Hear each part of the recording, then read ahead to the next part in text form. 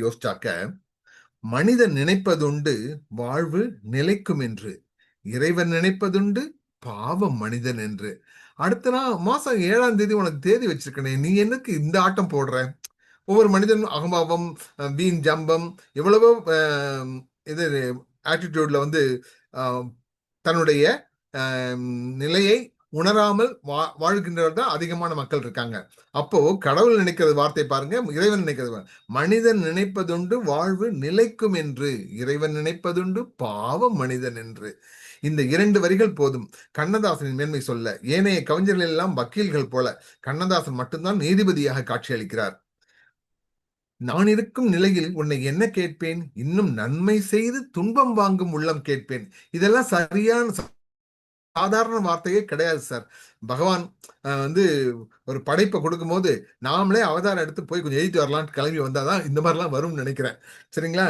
3 அடி மண் கேட்டான் வாமனன் உலகிலே, 3 என வைத்ததோ மன்னவன் தலையிலே, வளர்த்த என் கண்ணனோ தந்தையின் நெஞ்சிலே, மாறும் அவதாரமே இதுதான் உலகிலே. எங்க இருந்து எங்க பாருங்க. 3 அடி மண் கேட்டான் வாமனன் உலகிலே என்பது புராணம். அந்த புராணத்திலிருந்து சமூக படமான கௌரவம் படத்துக்குள்ள வைக்கும் போது, 3 அடி மண் கேட்டான் வாமனன் உலகிலே, 3 என வைத்ததோ மன்னவன் தலையிலே, வளர்த்த என் கண்ணனோ தந்தையின் நெஞ்சிலே, மாறும் அவதாரமே இதுதான் உலகிலே என்று சொல்கிறார் இல்லையா? அது அப்புறம் இதே அவன்தான் மனிதன் படத்துல ஒரு சில வரிகள்லாம் இருக்கும். விதிகின்ற தங்களிலே நாம் விரைந்து பயணம் செய்தால் மதியும் மயங்குதடா, சிறு மனமும் கலங்குதடா, கொடுக்க எதுவும் இல்லை குழப்பம் முடிந்ததடா, கணக்கை முடித்து விட்டேன் ஒரு கவலை முடிந்ததடா. இப்படி வார்த்தை விளையாட்டு நீ நடத்தியது போல் யார் இங்கே நடத்தியிருக்கிறார்? தேன் தேன் என்று பார்த்தேன் சிரித்தேன் பாடலில் ஒரு சொட்டு தேன் கூட சிந்தாமல் ரசிக்க வைத்தாய். காய் காய் என்ற பாடலாம் தீக்காய் காய் காய் இரட்டுற மொழிதலுக்கு தனி இலக்கணம் படைத்தாய். ஊர் ஊர் என்கிற பாடலாக காட்டு ரோஜாவில் இடம்பெறும் பாடலில் நீ காட்டாத ஊரே இங்கு இல்லை. கம்பனில் தோன்றி கவிதைகள் தீட்டிய கவியரசே, வண்ணங்கள் அங்கே வாய் திறந்து காட்டிய பால் வண்ணம் பருவம் கண்டேன் பாடலில் வண்ணம் வண்ணம் மிளிர்ந்ததே. 3 முடிச்சு திரைப்படத்தில் எழுதப்பட்ட வசந்த கால நதிகளிலே அந்தாதி தெரிந்ததே. ஒப்பிட முடியாத தத்துவங்களை போகிற போக்கில் சொன்னவரே, நீ ஒருவன் தானே எங்கள் கண்களுக்கு தெரிகிறாய். தெய்வம் தந்த வீடு ஒரு பாடல் போதுமே தத்துவத்திற்கு சிகரம் வைக்க. இப்படி பல்வேறு பாடல்களால் குறிப்பாக காதலையும் தத்துவத்தையும் கொட்டி கொடுத்திருக்கிற முத்துக்களாக அவர் தந்திருக்கிறார்.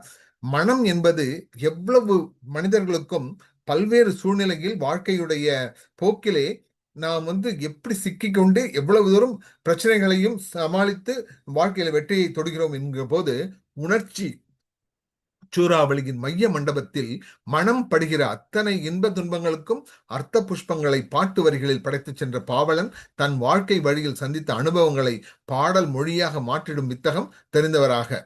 இப்படிப்பட்ட பாடல் பல இருந்தாலும் இந்த நிகழ்ச்சிக்காக ஒரு சில குறிப்பிட்ட பாடல்களை நாம் எடுத்துக்கொண்டு, இந்த நிகழ்ச்சியின் தலைப்பு காதலும் தத்துவமும் என்ற வகையிலே ஒரு பாடலை காதலாகவும் மறு பாடலை தத்துவமாகவும் கலந்து கொடுத்தால் அந்த இன்பம் மேலும் அதிகமாகும் என்கிற அடிப்படையிலே இதோ முதல் பாடல்.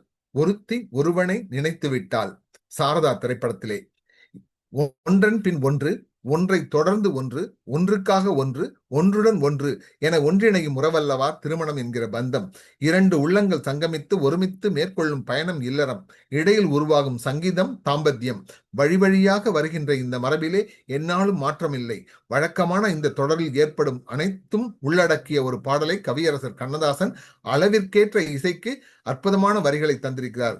ஒருத்தி ஒருவனை நினைத்து விட்டால் அந்த உறவுக்கு பெயர் என்ன? காதல். அந்த ஒருவன் ஒருத்தியை மணந்து கொண்டால் உரிமைக்கு பெயர் என்ன? குடும்பம். நினைத்தவன் அவளை மறந்து விட்டால் நிலைமையின் முடிவென்ன? துயரம். பிரிந்தவர் மீண்டும் சேர்ந்து விட்டால் பெண்மையின் நிலை என்ன? மௌனம். இப்படி அந்த பாடல் முழுவதும் அற்புதமான வரிகளும் வார்த்தைகளும் ஓடிக்கொண்டே இருக்கும், நம்முடைய மனதில் நிறைந்து கொண்டே இருக்கும். வினாக்களும் விடைகளும் வகை வகையாக அணிவகுத்து செல்லும் அழகான பவனி. இசையோடு இணைந்தும் நடத்தும் உணர்ச்சிமிகு ஊர்வலம்.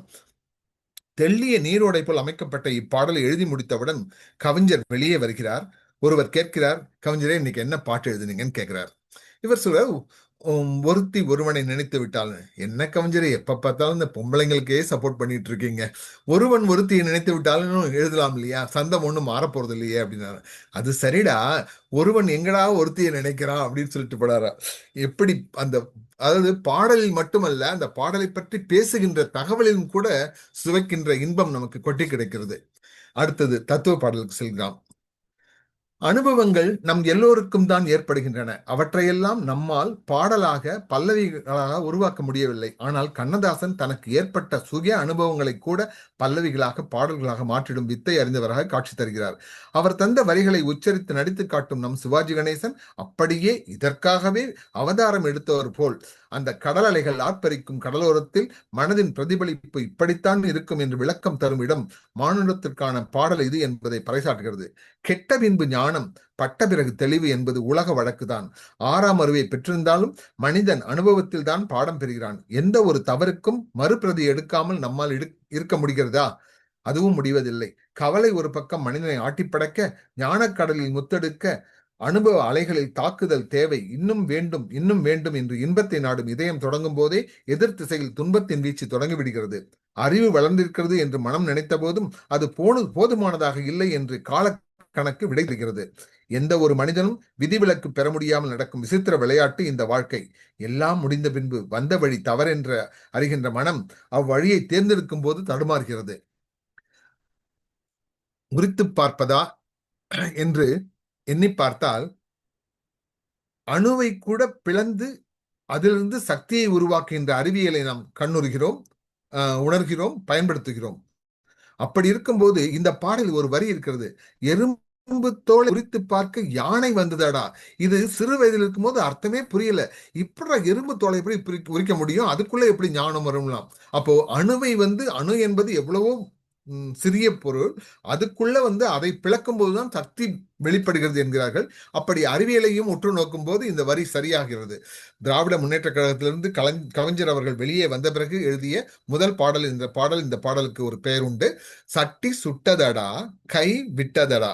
சட்டி ரொம்ப சூடா இருக்கு, என்னால கை அதுக்கு மேல பொறுக்க முடியல, போட்டு உடைச்சிட்டாரு. சட்டி சுட்டதடா கை விட்டதடா, புத்தி கெட்டதடா நெஞ்சை தொட்டதடா. பாதி மனதில் தெய்வம் இருந்து பார்த்து கொண்டதடா, மீதி மனதில் மிருகம் இருந்து ஆட்டி வைத்ததடா. ஆட்டி வைத்த மிருகம் என்று அடங்கி விட்டதடா, அமைதி தெய்வம் முழு மனதில் கோயில் கொண்டதடா. என்ன வரிகள் பாருங்க. இப்படி ஒவ்வொரு பாடல்லையும் எல்லா வரிகளையும் சொன்னால் நம்மளால அதிகமான பாடல்களை எடுத்துக்கொள்ள முடியாது. அடுத்து ஒரு காதல் பாட்டுக்கு போலாம். எனக்கு ரொம்ப மிகவும் பிடித்த பாடல் இந்த காதல் பாடல். இந்த பாடல் குறிப்பாக, முத்துக்களோ கண்கள், இதமான தென்றல் காற்று இதயத்தில் புகுந்து விளையாடும் சுகம் அறிய வேண்டுமா, இந்த ஒரு பாடல் போதும் என்பேன். நெஞ்சிருக்கும் வரை என்பது திரைப்படத்தின் பெயர். மெல்லிசை மன்னர் எம் எஸ் விஸ்வநாதன் இசைக்காகவே எடுத்த பிறவி இது என்பதை நம் நெஞ்சத்தில் எழுதி வைக்கும் பாட்டு. கண்ணதாசன் கற்பனையில் மிக குறைந்த நேரத்தில் விளைந்த பாட்டு. விஜயா வாகினி ஆகிய 2 படப்பிடிப்பு நிலையங்கள் அடுத்தடுத்து இயங்கிய காலகட்டத்தில் ஒரு நிலையத்திலிருந்து மறுநிலையம் செல்லும் சில நிமிடங்களில் வாகனத்திலேயே எழுதப்பட்ட பாட்டு. முத்துக்களோ கண்கள், தித்திப்பதோ கண்ணம், சந்தித்த வேளையில் சிந்திக்கவே இல்லை, தந்து விட்டேன் என்னை. டைரக்டர் என்ன கேட்கிறாரு, இந்த பல்லவியிலேயே காதல்னா என்னன்னு சொல்லுங்க கவிஞரே அப்படின்னாரு. சிம்பிளா யோசிக்காம சொல்றான் மனுஷன். அதான் சொல்லுவாங்க, கண்ணதாசன் பாட்டு எழுதுற விஷயம் எப்படி இருக்கும்னாக்க, ஏற்கனவே போர்டில் எழுதி வச்சதை படிச்சா என்ன ஸ்பீடா படிப்பாங்களோ அந்த ஸ்பீட்ல சொல்லுவாராம். அதை எழுதுறதுக்கு தான் அசிஸ்டன்ஸ் அவஸ்தப்படுவாங்கன்னு சொல்லுவாங்க. முத்துக்களோ கண்கள், தித்திப்பதோ கண்ணம், சந்தித்த வேளையில் சிந்திக்கவே இல்லை, தந்து விட்டேன் என்னை. இதை விட இலக்கணமா எப்படி சொல்ல முடியும்? அப்புறம் கண்ணி பெண்ணை மெல்ல மெல்ல தென்றல் தாலாட்ட, கடலின் அலைகள் ஓடி வந்து காலை நீராட்ட, எழுந்த இன்பம் என்ன, என் எண்ணம் ஏங்கும் ஏக்கம் என்ன, விருந்து கேட்பதென்ன, அதையும் விரைந்து கேட்பதென்ன. தமிழ் விளையாடுனா இப்படி விளையாடணும் சார். அடுத்து பாருங்க, ஆசை கொஞ்சம் நாணம் கொஞ்சம் பின்னி பார்ப்பதென்ன, அருகில் நடந்து மடியில் விழுந்து ஆட கேட்பதென்ன மலர்ந்த காதல் என்ன உன் கைகள் மாலையாவதென்ன வாழைத் தோரண மேளத்தோடு பூஜை செய்வதென்ன. அடுத்த பாட்டுக்கு போலாம். நடுவில் வந்து அந்த ஒவ்வொரு பாடலை பற்றி ரசிச்சு அதை பத்தி பேசுவதற்கான வாய்ப்பு எனக்கு இந்த நிகழ்ச்சியில குறைவா இருக்கு. 4 பேருக்கு நன்றி. கண்ணதாசன் எழுதிய சங்கே முழங்கு திரைப்பட பாடல். எம்ஜிஆர் அவர்கள் இந்த பாடலை எழுதி வாங்கும்போது எல்லா வரிகளையும் பார்த்துட்டாரு. கடைசி 2 வரிகள்ல மட்டும் அவருக்கு ஒரு உணர்வு தோன்றுகிறது. கவிஞரே, எல்லாம் நல்லா இருக்கு கவிஞரே, இந்த கடைசி வரி மட்டும் இன்னும் கொஞ்சம் பஞ்சா கொடுக்க முடியுமா, கொஞ்சம் அழுத்தமா கொடுக்க முடியுமா. அதாவது இந்த பாடலில் முதலில் எழுதிய வரியை நான் முதலில் சொல்கிறேன். அந்த வரிக்கு பிறகு இந்த பாடல்ல இப்போ பிளேயர்ல இருக்க சாங்ஸ் லைன்ஸையும் பார்ப்போம். போகும்போது வார்த்தை இல்லை, போகும் முன்னே சொல்லி வைப்போம் தான் முதல்ல எழுதினார். இந்த வரியை தான் எம்ஜிஆர் எவ்வளவு தூரம் நுட்பமா பார்த்திருக்காரு பாருங்க. இந்த 2 வரி இன்னும் கொஞ்சம் அழுத்தமா வேணும், எவ்வளவு சரியா கேட்டிருக்காரு பாருங்க. இதுதான் சொல்றது. எப்படின்னா, வாழும் போது வருவோர்க்கெல்லாம் வார்த்தையாலே நன்றி சொல்வோம், போகும்போது வார்த்தை இல்லை, போகும் முன்னே சொல்லி வைப்போம். இப்படிதான் எழுதியிருக்காரு. இது இசைக்கும் சரியா தான் அமைஞ்சிருக்கு. ஆனால் எம்ஜிஆர் மாற்றிய பிறகு கண்ணதாசன் அந்த கடைசி 2 வரிகளை மாற்றியதுக்கு அப்புறம் பாருங்க. இன்பத்தையே பங்கு வைத்தால் புன்னகை சொல்வது நன்றி, துன்பத்திலே துணையிருந்தால் கண்ணீர் சொல்வது நன்றி, வாழும் போது வருவோர்க்கெல்லாம் வார்த்தையாலே நன்றி சொல்வோம், வார்த்தையின்றி போகும் போது மௌனத்தாலே நன்றி சொல்வோம், 4 பேருக்கு நன்றி.